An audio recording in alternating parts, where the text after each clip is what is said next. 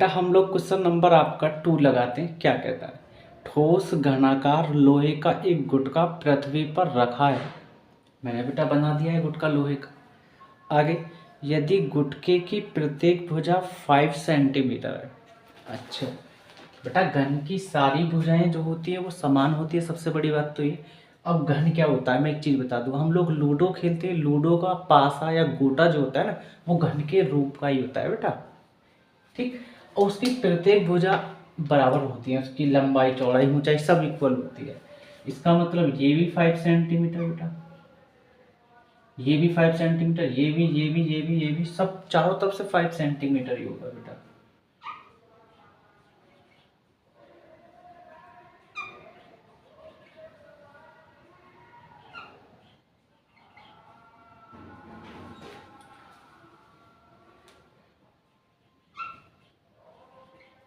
चलो आगे। तो गुटके द्वारा पृथ्वी पर लगे बल तथा दाब की गणना कीजिए बेटा। हमको लोहे का घनत्व दे रखा है बेटा, 7 गुणा 10⁻³ kg प्रति मीटर क्यूब दे रखा है। लगा लेंगे इसको हम लोग।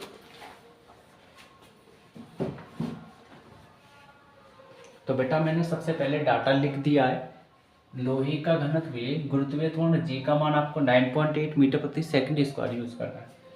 घन की भुजा ए जो है, ए मानते हैं ना, साइड मतलब भुजा होता है, उसे ए से डिनोट कर दिया 5 सेंटीमीटर। चलो अब मैं एक चीज बता दूं कि ये किस पे रखा है, पृथ्वी के तल पे रखा है लोहे का गुटका बेटा। गुटके द्वारा लगाया गया बल भार के बराबर होगा। अगर डेट इज सपोज करो बेटा, यहाँ हमारा F काम कर रहा है और नीचे हमारा भार है, भार का मतलब mg होता है, ये सबको पता है।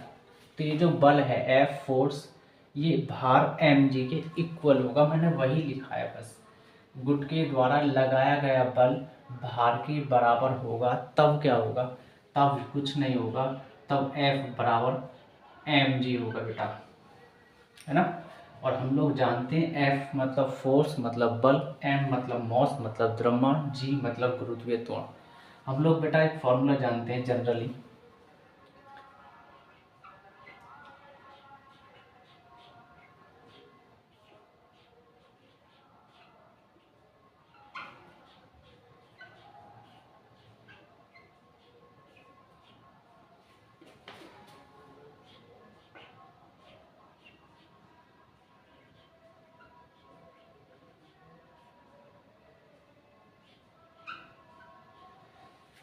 आयतन मतलब v, घनत्व मतलब रो, यही तो होता है बेटा।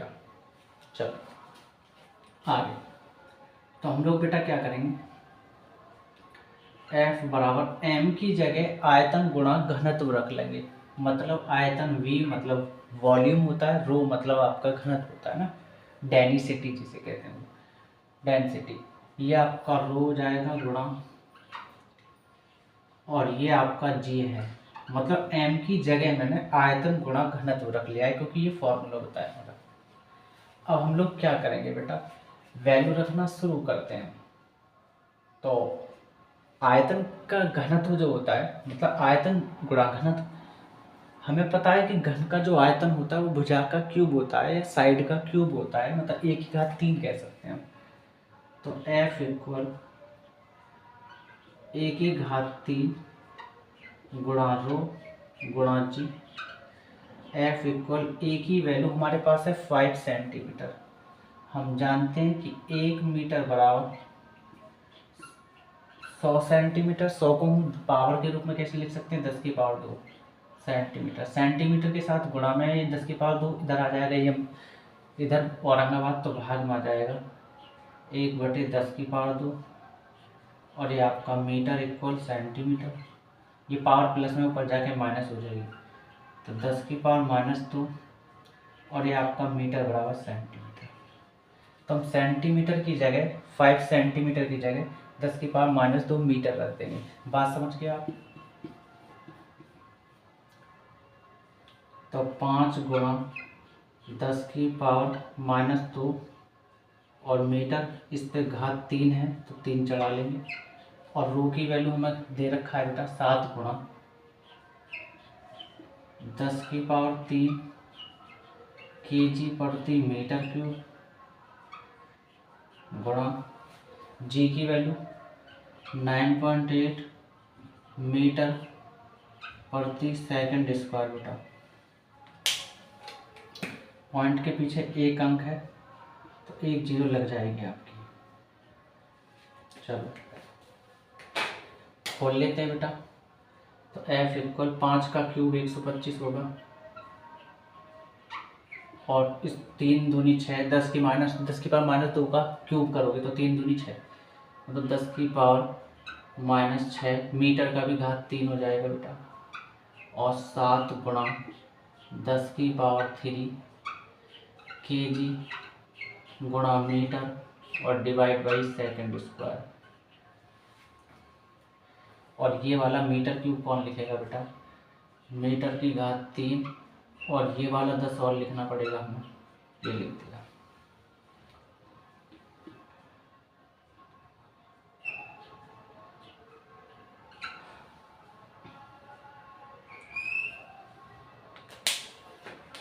मीटर क्यूब से मीटर क्यूब कैंसिल, 5 दूनी 10 5 पंजे 25, 5 दूनी 10 फिर 2 से कट कर लेंगे, 2 एकम 2। और एक चीज़ और भूल गए हम लोग, 98 लिखना गुणा 98। तो 2 एकम 2 और ये कट जाएगा 49 बार। चलो 25 गुणा 7 गुणा 49 जब करोगे तो 85 75 आएगा आपका बेटा। तो F इक्वल 85 75 गुणा 10 की पावर -6 और प्लस की 3 कम है, माइनस की 6 ज़्यादा है, इसलिए माइनस की 3 पावर बचेगा। और बेटा kg मीटर प्रति सेकंड स्क्वायर को हम न्यूटन कह सकते हैं। क्यों? क्योंकि एक न्यूटन जो होता है वो kg मीटर प्रति सेकंड स्क्वायर का छोटा भाई होता है, इसलिए हम लोगों ने kg मीटर सेकंड स्क्वायर को न्यूटन लिख दिया है।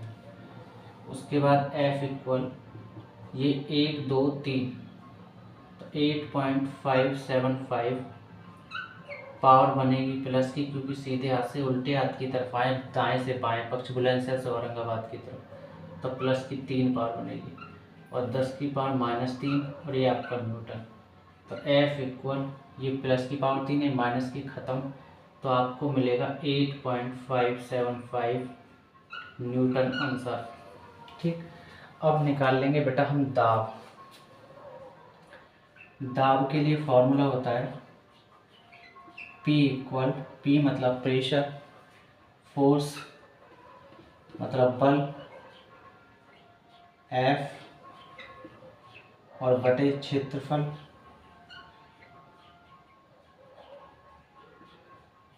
वो होता है एरिया। इसकी हेल्प से हम बल निकाल लेंगे, दाब निकाल लेंगे, बल नहीं दाब। चलो तो P इक्वल F के लिए बेटा वैल्यू निकाल चुके हैं आपकी, ये रही। तो 8.575 गुणा न्यूटन आपका है ही ये रहा मात्रक। क्षेत्रफल में एक चीज़ बता दूं कि आपको एक ये वाली परत दिख रही होगी घन की, यूँ कह सकते हैं घन का आधार है ना, घन का आधार। और सारी भुजा जितनी 5 ये है, इतनी 5 ये है, इतनी 5 ये है, इतनी 5 ये है। और हमें पता है कि जब चारों भुजाएं बराबर होती हैं किसी आकृति की तो बेटा वो वर्ग को दर्शाती हैं, और वर्ग का क्षेत्रफल होता है बेटा भुजा का स्क्वायर, है ना। इसका मतलब है कि वर्ग का क्षेत्रफल या घन के आधार का क्षेत्रफल, ऐसे कह सकते हैं आप, है ना।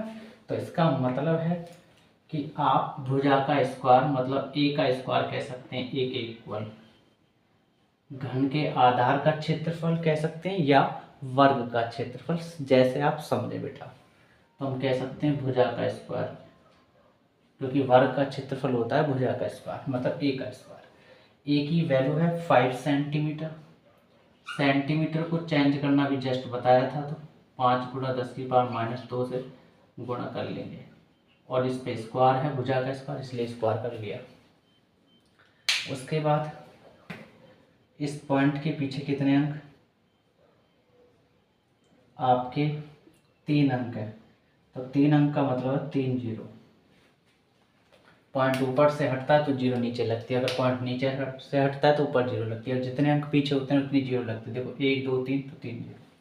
ठीक, तो P इक्वल 85 75 न्यूटन, और जब आप इसका स्क्वायर करोगे तो 5 का स्क्वायर 25, और 10 की पावर कितना -4, क्योंकि 2 दूनी 4, मीटर का भी स्क्वायर हो जाएगा बेटा।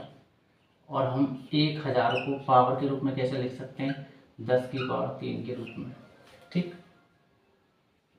चलो, तो P इक्वल, जब इसको कट करोगे 25 से तो बेटा 343 बार कट जाएगा आपका, तो 343, और आपका न्यूटन, ये 10 की पावर -4 ज़्यादा है, प्लस की 3 कम है, इसलिए माइनस की 1 पावर बचेगी, तो 10 की पावर -1, और आपका मीटर स्क्वायर।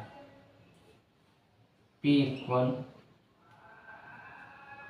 343, 10 की पावर -1 है, इसे ऊपर ले जाएंगे तो 10 की पावर +1 है ना, तो लिखो मत लिखो, उससे कोई फर्क नहीं पड़ता। आपका न्यूटन प्रति मीटर स्क्वायर।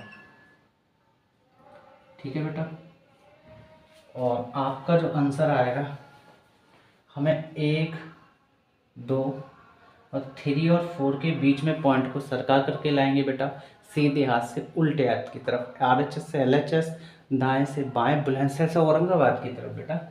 तो हम कह सकते हैं कि P इक्वल 3.43 गुणा 10 की पावर 2 बनेगी, और 1 पावर ये है ही, और न्यूटन प्रति मीटर स्क्वायर। तो आप कह सकते हैं कि P इक्वल 3.43 गुणा 10 की पावर 2, ये 1, ये कितनी हो जाएगी 3, और न्यूटन प्रति मीटर स्क्वायर आपका आंसर आ जाएगा। अगर आपको मेरा पढ़ाया हुआ समझ में आता है तो बेटा आप लाइक करें, सब्सक्राइब करें, और ज़्यादा से ज़्यादा मेरी वीडियो को बेटा अपने दोस्तों तक बिल्कुल शेयर करते हैं।